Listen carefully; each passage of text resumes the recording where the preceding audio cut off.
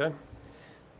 First of all, just appreciate the opportunity to be here and represent the University of Iowa football program at this event. Certainly, a lot of changes in the college football landscape over the years, and take this opportunity. We have 4 new members joining the conference, so certainly want to welcome them, and that's certainly a sign of the times. And first time ever, our conference goes coast to coast now, so it's going to be a little bit of a different dynamic that way as well. So, a lot of changes. Portal, NIL, transfers, what have you. And certainly there will be more coming. Next couple of years will be really interesting to see. So I think, the biggest takeaway is it's like always, you just have to embrace, change. It is inevitable. It's part of what we do, certainly, and certainly is part of college football right now. And the other components try to look for opportunity as it fits your program, wherever it is that you are. So, that is what it is, but I think the best thing about what we do, the basics haven't changed, and the single best part about coaching is being around good people, whether it's the young people, most importantly, you get to work with, or the staff, support staffs, all those different groups, and kind of come together and have a chance to work for common things, and that's really what makes this so enjoyable, and it's special, it's challenging, and then hopefully it's rewarding as well, and I can certainly say it has been. So as we look forward right now, our 2024 team, it's first obvious takeaway, we have a very sizable senior class, unusually big class that way, and the COVID exemption added to that certainly back in January, had a lot of guys choose to come back. I think we have a good leadership base with our football team based on the work they've done thus far. And as we get ready to head into camp next week, we're healthy overall, and that's certainly a positive also. So the key thing right now, just like it is every year, is what kind of growth can we demonstrate throughout the month of August, and then certainly as the season goes on as well. Just in a nutshell, defensively, we're about as veteran as I can remember. A lot of good players back, and a lot of guys that have done a great job. And like everybody on our team, we expect those guys to be focused on growth and trying to take on new challenges, because those certainly going to be coming at us. Offensively, certainly a little bit more veteran than we have been, and that's good news for us, especially up front. I think we have the potential to be a good offensive football team, but we still have steps to take, not unlike any season probably. And then special teams in a nutshell, we've got our deep snapper back. That's usually not headline worthy, but it's really important. We've got our place kicker and our kicker back, Drew Stevens. And what is new is we lost our punter, Torrey Taylor, who's an outstanding player. We've got a first-year player named Reese Dockin taking his spot, and that'll be, just an item of interest to see how he develops. The other thing I think of note with the special teams, losing a player, Cooper DeJean, who's an outstanding defensive player, but also a great punt returner.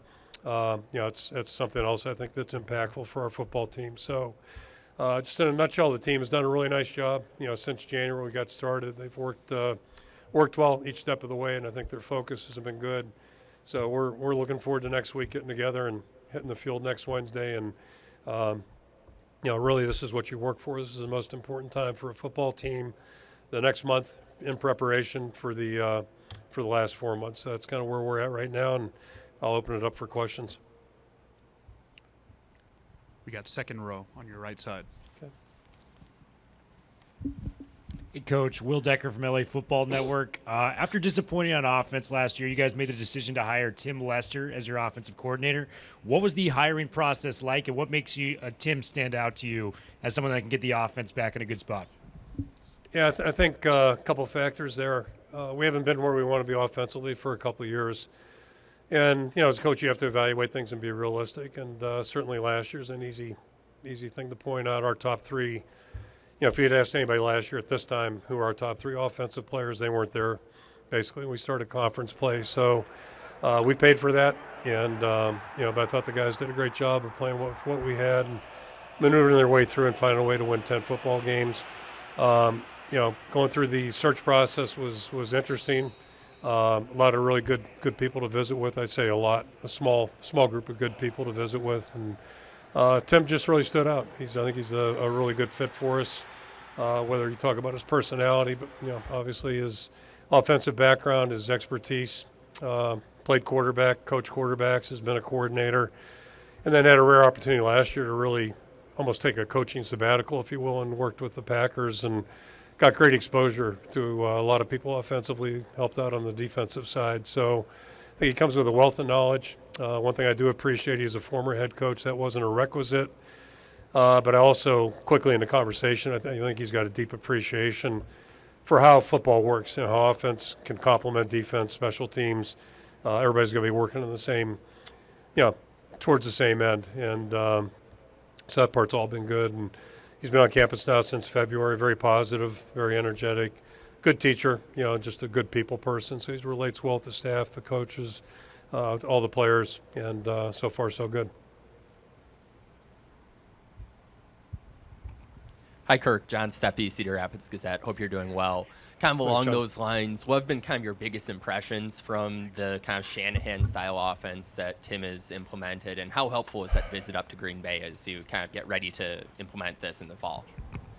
Yeah, I mean, every exposure is good, whether it's us implementing it and installing it during spring practice or, watching other people do it at a proficient level. And, every offense has its different styles and whatever, but really to me, success in offense still gets down to execution. The guys up front have to block and the receivers have to block. And then, somebody's got to do a good job of getting the ball where it's supposed to. And in the passing game, it's the same thing. People have to get open. They've got to make tough catches, and quarterback's got to be able to deliver, and it all starts with protection. So it's not like you're inventing anything. It's going to be a little bit different, certainly, and but I think our players really took to it quickly. I went through a similar thing in 1996, I guess it would have been. We moved to Baltimore when Ted Marchibroda took over the offense for us. And my takeaway from that was the players learned a lot faster than I did. I was the only guy that was stumbling on, things that were in my memory bank. The players just move on pretty quickly. And it's kind of been that way this way, too. So it's been a good transition. But all that being said, we've got a lot of work to do here the next 4 weeks. All the way in the back left.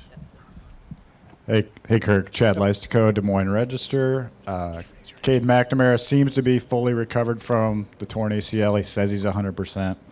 I guess as you go into fall camp, and then you also got Brendan Sullivan here, Big Ten starter. So as you go into fall camp, do you view Cade as your definitive starter, and if so, why?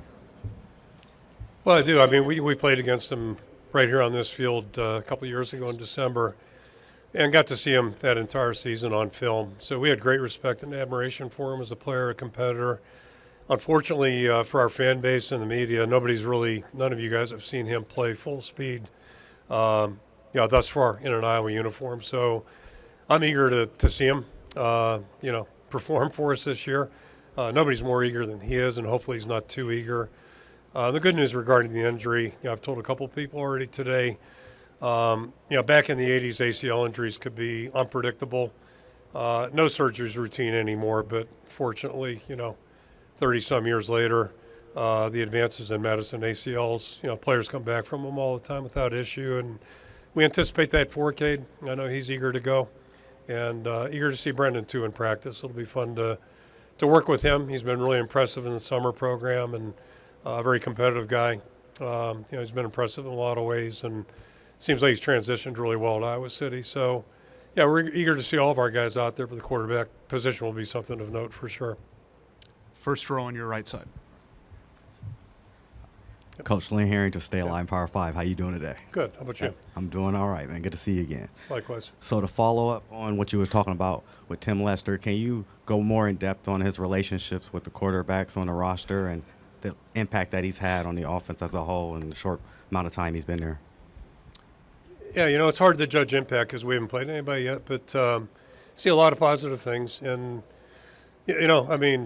not to oversimplify things, but I've been at Iowa now. It's my 35th year coming up. Going back to the 80s, I think one common theme, when we play well up front and we get good quarterback play, we've got a chance to become a good offense. That's kind of been a common denominator. And we haven't had that opportunity the last couple of years. I think we're finally in a position where maybe that is realistic, and we're certainly hopeful we'll know more here in a couple of weeks.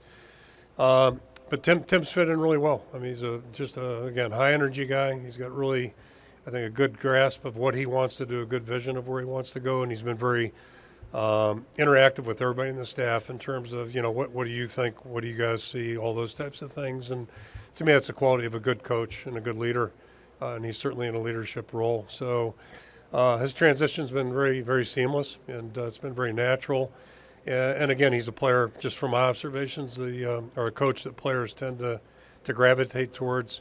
And then he did play the position. He's coached it for a long time, so he does have a level of expertise with the quarterback spot that's, I'm not saying he's right or wrong with his opinions, but I'm just saying he's firm on what he believes, and he's been pretty successful. So the players have really jumped in full bore with him, and that's what you hope to see with any coach. On your right side, Coach. Coach Adam Jacoby, Hawkeye Beacon. Thanks for your time today. Sticking with the QBs, the depth chart that was just released had McNamara, then Linez, then Sullivan. Would you say that's still a pretty fluid situation, 1 through 3, with the quarterbacks at this point? Yeah, I'd say everything's fluid right now. Hopefully it won't be in the fall, but right now everything's fluid. And we could have listed Brandon too. He hasn't put a helmet on yet for us. So when we see him on the field, then maybe he'll be in competition with the other 3 guys. But yeah, I expect it to be 3 guys competing. And Cade obviously has got more experience than any of them. He's had more demonstrated success. That gives him a huge advantage. But yeah, all 3 guys will compete, and it's the same way at every roster spot right now. We don't have anybody that's that. Nobody's just entitled to positions. It just doesn't work that way. On your back left, Coach. Hi, Kirk. Scott Doctorman with The Athletic. Wanted to ask you about tight end Luke Lachey. You've had a good reputation of developing a lot of NFL tight ends. How does he kind of compare and contrast with some of the ones that came before him, and what's his upside this year? 2 things about Luke and Scott. You know him, so this will resonate. He's just one of the nicest people I've ever met. He's unbelievably just a nice human being, a really first-class guy. I think we all suspect and know that he's a really good football player, but I think maybe as impressive as anything I saw was just the way he handled a very disappointing injury last year. He was fully engaged, fully immersed, and did a great job working with the other guys that were playing where he was supposed to be playing. So that's a high compliment, and that's why he's here right now. The team selected him as one of our leaders, and it's not even close. I mean, he's up there at the top. So he's just a great quality young guy, and he's all about the team. He's an outstanding football player. And one thing, we have had a lot of great tight ends come through our place. You look at a guy like George Kittle, who really has continued to improve, and he's playing at a much higher level, was starting to play at a much higher level at age 25 than he was at 21. And that's what good players do. They just keep getting better. But the one common takeaway, if you look at all the tight ends we've had, they all come in different sizes, speeds, makeups, but they've all found ways to really impact the game, and Luke certainly fits that. He's more of a conventional tight end, can block in line, but also be a real threat in the passing game. Final question on your left, Coach. Hey, Coach. Mark Holkin, WeAreSC.com, part of the Locked On USC podcast network as well. Before the bowl season started, you had talked about USC and how they used to play defense. What was the genesis behind that comment? And have you had a chance to talk to Lincoln Riley since then? I have not, and it was just a takeaway from a bowl game they played in a couple of years ago. Drive-by scouting, if you will, which is dangerous. But it's a curiosity to me that, because I know they've got good athletes, and we've played them, and, they're a tough football team, at least they were when we played them 5 years ago. So my guess is, I know they've taken some steps, and my guess is they're going to be we don't play them this year, so it's not our concern, but they're going to be a factor in our conference race. I'll go on a limb, make that bold prediction that they'll be there when it's all said and done. Yep. Coach Ferentz, thank you so much for your time.